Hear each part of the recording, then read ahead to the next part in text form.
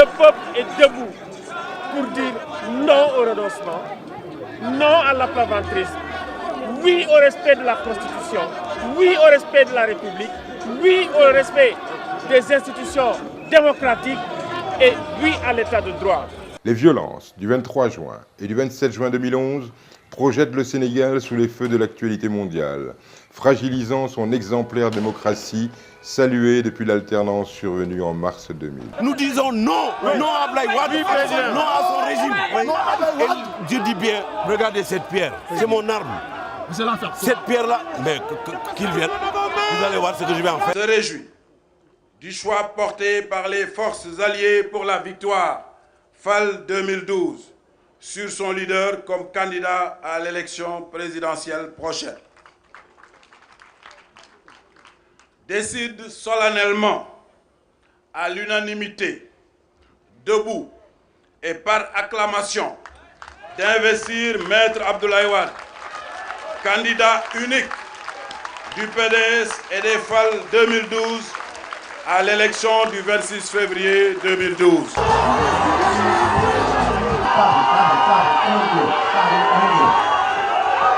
Le maintien de la candidature controversée de Maître Abdoulaye Wade détériore plus encore le climat politique. La tension suscite passion et invective et les émeutes qui jalonnent dès lors cette campagne égrènent morts et blessés. Nous pensons que les lendemains meilleurs, c'est des élections transparentes. À mon avis, c'est ça le véritable combat.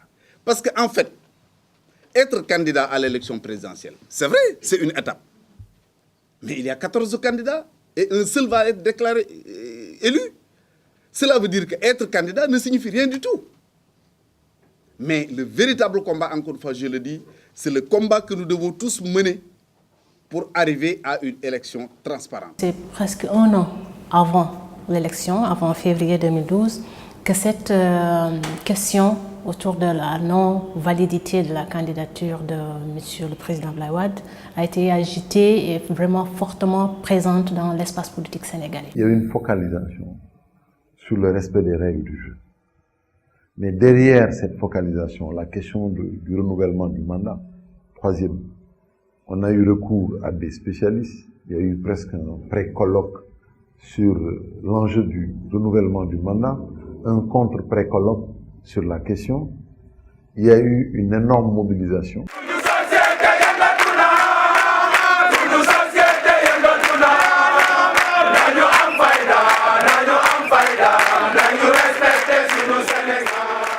Dès lors, à la suite d'observations aiguisées dans des pays comme le Nigeria ou le Libéria, il est décidé d'établir l'initiative dénommée Situation Room avec comme nouveauté, d'une part, aller au-delà de la simple observation, mais encore en tirer les conséquences d'éventuelles dérives sur le champ en situation. Donc ce que nous avons fait, c'est que d'abord, nous, dès le mois de mai-juin 2011, nous avons commencé à ficeler des projets visant principalement trois objectifs.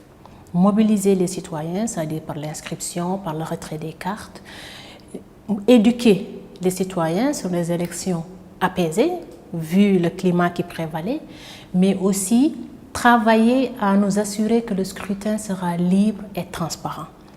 Et donc, ce que nous avons fait par la suite, c'est que nous avons organisé des visites d'échange. Ça, je pense que c'est la première étape dans la mise en œuvre de la Situation Room.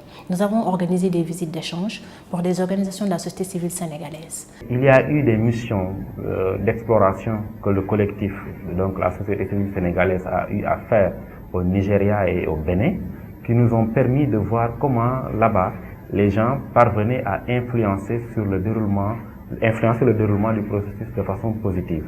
Et nous avons capitalisé les deux expériences du Bénin et du Nigeria en ajoutant des dispositifs allant dans le sens d'être plus performants. Quand vous avez une coalition qui se met en place, surtout pour une tâche un enjeu aussi sensible, il est important que les rôles soient clairement départagés, même s'il y a nécessairement des chevauchements qui sont bénéfiques d'ailleurs. Alors, moi je dirais plus dans un sens politique, je pense qu'il y a eu grosso modo ceux qui se sont mobilisés sur le terrain, et ça a été essentiellement les organisations qui sont capables de mobiliser beaucoup de jeunes et qui avaient faim de se mobiliser sur le terrain, de sécuriser. Et donc cela, ça a été véritablement la mobilisation. Il y a eu ceux qui ont été dans le développement d'un outil technologique nouveau, innovant. Et donc ça, c'était des organisations de la société civile qui aujourd'hui se spécialisent dans les technologies au service de la citoyenneté et de la démocratie. Il y a eu des organisations qui sont, elles, beaucoup plus dans tout ce qui est le plaidoyer pour faire avancer les institutions démocratiques. Et donc voilà, il y a eu des institutions telles que l'Église catholiques qui se sont impliquées également parce qu'elles apportent leur poids également en termes de mobilisation, mais également de voix qui font autorité. Au niveau du collectif, nous sommes tous conscients qu'aucune organisation ne pouvait assurer à elle seule l'observation des élections sur toute l'étendue du territoire national. Et comme nous avions un objectif de territorialisation de l'observation, ça veut dire de couvrir toute l'étendue du territoire national, il fallait développer des complémentarités.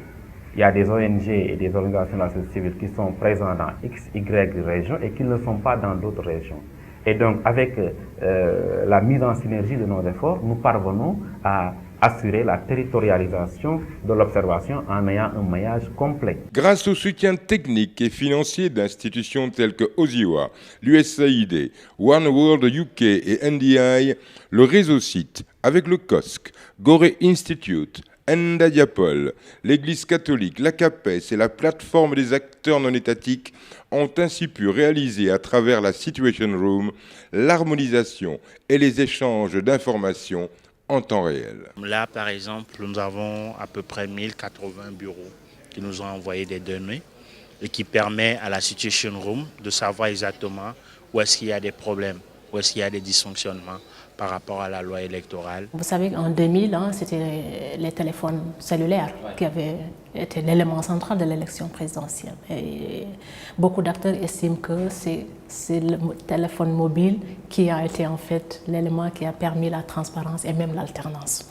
Parce que les informations, les résultats étaient donnés en temps réel via le cellulaire. Cette fois-ci, je pense que l'Internet a joué un rôle crucial. Donc, les observateurs n'étaient plus seulement outillés de fiches d'observation papier. Nous y avons rajouté quelque chose qui est quoi? L'utilisation du SMS.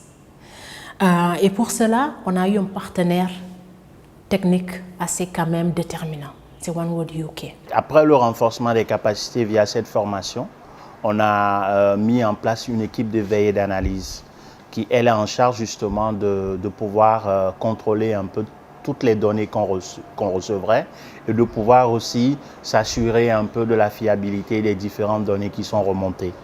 Et nous essayons donc de l'analyser et nous le mettons en ligne sur le site web, sur le portail. Et à l'issue de ça, nous essayons aussi de produire des rapports périodiques à la Chambre politique qui, elle, a en charge maintenant de mener un certain nombre d'actions, de médiations, d'interventions ou même de prévention. Là, par exemple, sur Ngate, au bureau 1, à la région de Louga, département Linguère, le bureau de vote est ouvert avec un retard important. Et on peut cliquer pour voir tous les rapports de ce bureau de vote exactement. On peut savoir, par exemple, les assesseurs n'étaient pas présents au moment du bureau de vote et l'urne. Donc ça, c'est l'ouverture du bureau de vote. Et donc ça permet après d'avoir des rapports consolidés que nous transmettons.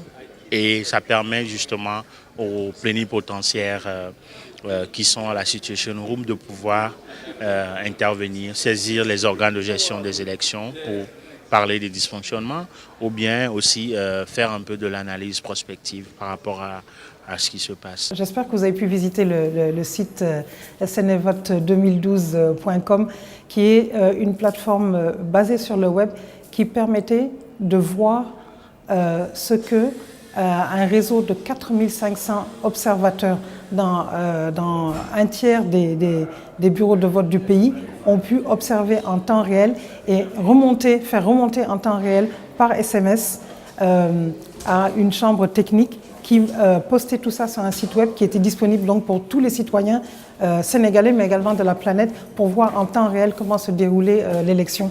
Est-ce que ça se déroulait correctement du point de vue de la logistique mise en place par l'État? Est-ce que les citoyens venaient voter? Est-ce que la crédibilité et l'honnêteté simplement du scrutin était garantie? Tout ça était visible et sécurisable en temps réel. Et donc cette plateforme sur le web, c'est un nouvel outil technologique qui est une révolution en soi. Ça aussi, on a pensé que c'est un élément central parce que quiconque, partout où on se trouve, vous, les journalistes, peuvent être dans nos rédactions et utiliser cet outil-là. Les Sénégalais de la diaspora, moi, je peux être chez moi, regarder, ouvrir ma machine, je vais sur le site web, je peux faire un monitoring à temps réel des informations relatives au scrutin. Et nous pensons que ça aussi a contribué à l'ouverture, à la transparence, mais aussi au monitoring, à l'accès à l'information. Parce que l'accès, c'est quand il y a absence d'information aussi que des troubles peuvent être orchestrés ou bien des informations non fiables sont véhiculées qui peuvent être source de dysfonctionnement et de problèmes. La légitimité acquise et cette méthodologie mise en place ont suscité lors du second tour l'intérêt de plusieurs personnalités de la classe politique, des acteurs de la société civile et des autorités de la Sénat qui ont été accueillis au niveau de la Situation Room.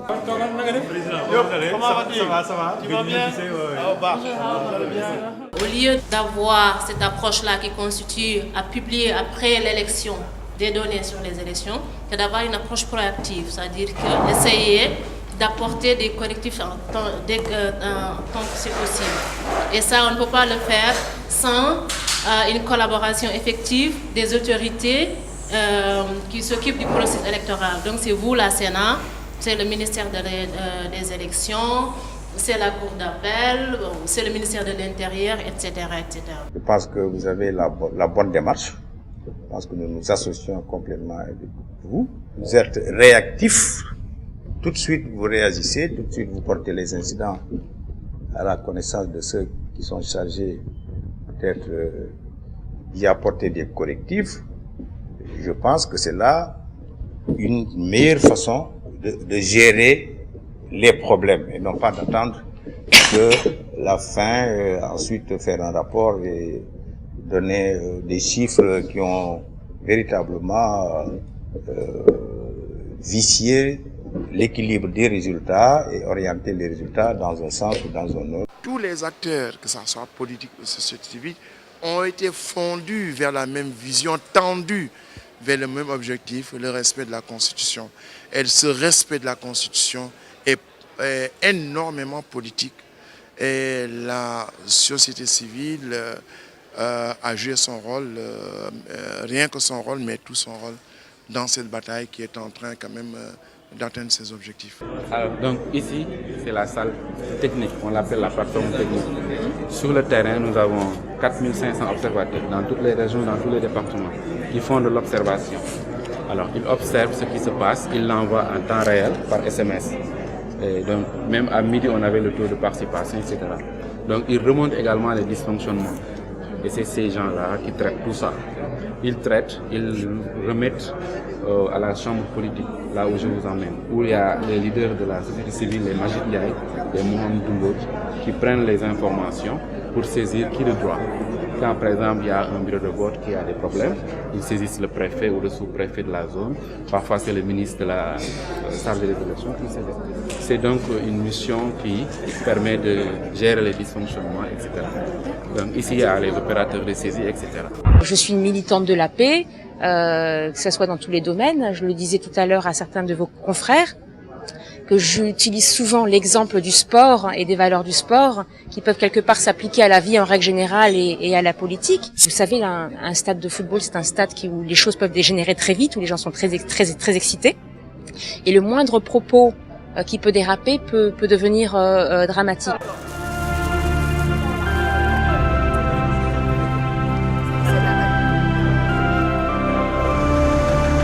Allez, vous pouvez y aller, hein?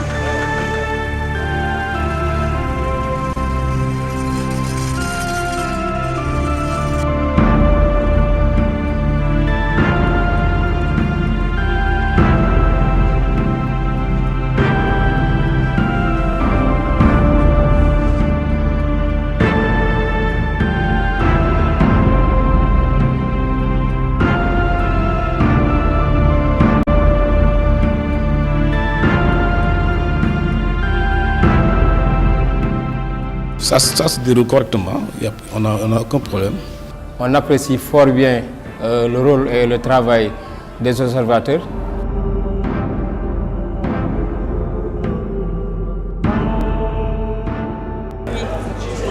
Donc, si je retiens bien, c'est chaque 40 minutes, il y a des forces de l'ordre qui rentrent dans les différents bureaux de vote pour demander le nombre de votants.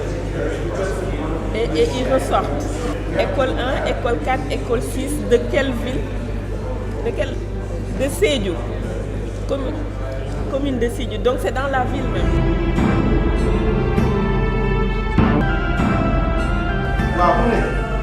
Alors, il faut informer rapidement la sécurité. Le président du bureau de vote et le représentant de la SEDA. De participation, Pikine.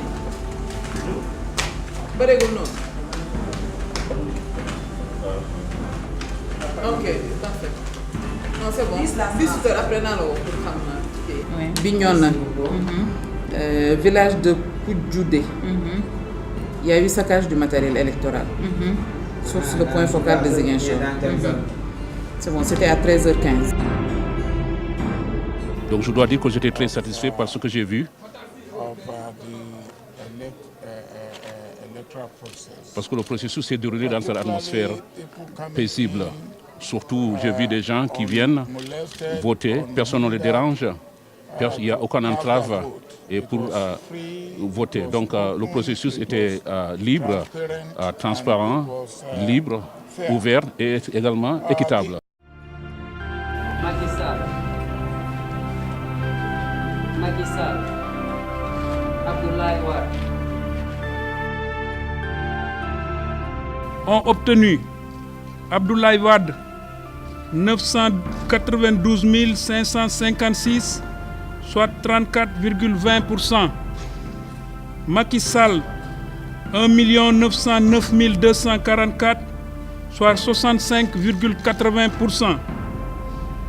Le taux de participation a été estimé à 55%. Une nouvelle ère se dessine donc dans les sphères politiques africaines, notamment dans le cadre du suivi des processus électoraux. Vraiment, nous sommes très contents. On ne pouvait pas s'exprimer. Babimom, il a été grand. Le peuple est en effervescence, tout le monde est content. Ce qui est indéniable, c'est que les Sénégalais croient en l'élection comme le mode par essence de désignation des dirigeants. C'est que le peuple sénégalais est très mûr, plus mûr que sa classe politique, plus forte que ses institutions. Ça permet de relativiser l'assertion d'Obama au Ghana. Il faut des institutions fortes, il faut un peuple mûr et des hommes responsables, en plus des institutions fortes, pour avoir une bonne démocratie. Quel bilan les acteurs de cette mission d'observation tirent-ils de leur expérience et surtout, quelle a été l'importance de cette innovante initiative qu'a constituée la Situation Room? La plupart de ces missions d'observation ont été quand même frappées par les innovations apportées dans la mission d'observation du réseau site.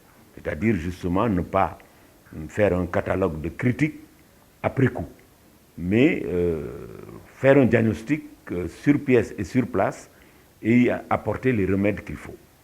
Et je crois que cela a été quand même assez concluant, de sorte que, à tel point qu'il y a eu des pays africains qui ont été demandeurs de justement de partage de l'expérience du Sénégal dans ce domaine. C'est un peu la raison pour laquelle le réseau site veut lui-même se remettre en cause, voir comment travailler pour que le réseau soit étendu à tous les États africains, que nous puissions vraiment regrouper tous nos efforts, travailler ensemble pour le bien de notre continent. Ne pensez pas que l'élection à elle seule peut aider à la démocratisation de nos sociétés. On est dans des sociétés qui ne sont pas démocratiques et on veut des États qui soient démocratiques. Donc il y a un long chemin à parcourir pour qu'il y ait une jonction entre l'État et la société. Et ces technologies-là peuvent apporter une petite contribution. La plateforme des organisations de la société civile pour les élections a tenu la gageure de la mise en synergie de leurs diverses compétences et missions dans le cadre des élections et indéniablement en ont fait un outil de bonne gouvernance ainsi qu'un élément essentiel de dissuasion et de contrôle du processus électoral, gage de maturité démocratique. Et comme l'écrivait le philosophe Albert Jacquard, il est nécessaire que la morale d'un peuple soit décidée par le peuple lui-même, d'où le besoin d'une nouvelle forme de démocratie, la démocratie de l'éthique. Sénégalaises, Sénégalais, mes chers compatriotes, en ce 25 mars 2012, après la journée mémorable du 26 février, le peuple sénégalais s'est exprimé dans les urnes. À l'intérieur de nos frontières, comme à l'étranger, les électeurs ont voté dans le calme et la sérénité. Leur maturité est un motif de fierté pour chacun de nous. Maintenant, il y a de nouveaux enjeux. Il y a une forte citoyenneté qui s'est exprimée. Quand je dis le peuple, il faut donner une issue plus productive à cette citoyenneté. Dans la reconstruction du leadership politique, comme dans la refondation des institutions. Il faut écouter les citoyens. Il faut repenser autre chose et sortir du jacobinisme traditionnel. C'est un grand jour. C'est un grand jour pour le Sénégal. C'est un grand jour pour l'Afrique. Je crois que ce qui vient de se passer aujourd'hui montre que seul le peuple est légitime.